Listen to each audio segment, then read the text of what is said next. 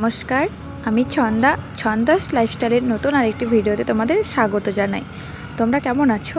আশা করি অনেক ভালো আছো, সুস্থ আছো। হ্যাঁ, আমিও অনেক ভালো আছি, সুস্থ আছি।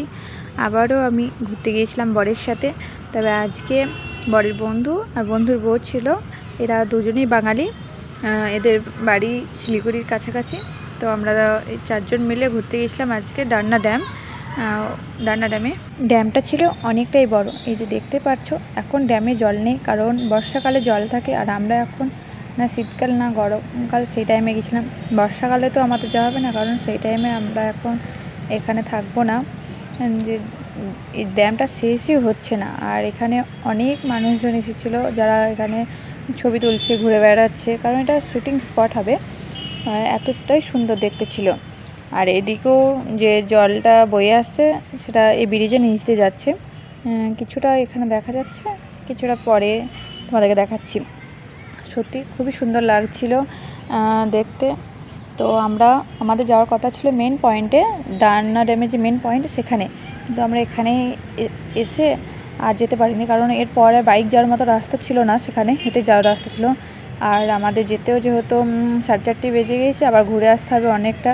সেই কারণে আমরা আর মেন পয়েন্টে না গিয়ে আমরা আবার এই যে ডান্না ড্যামে ঘুরে আসলাম। আর যে গরুর গাড়িগুলো দেখলে না, এগুলো সবসময় মুভিতে দেখেছিলাম, কখনো নিজের চোখে দেখিনি। আজকে বর্মশের জন্য সেটাও নিজের চোখে দেখে নিলাম।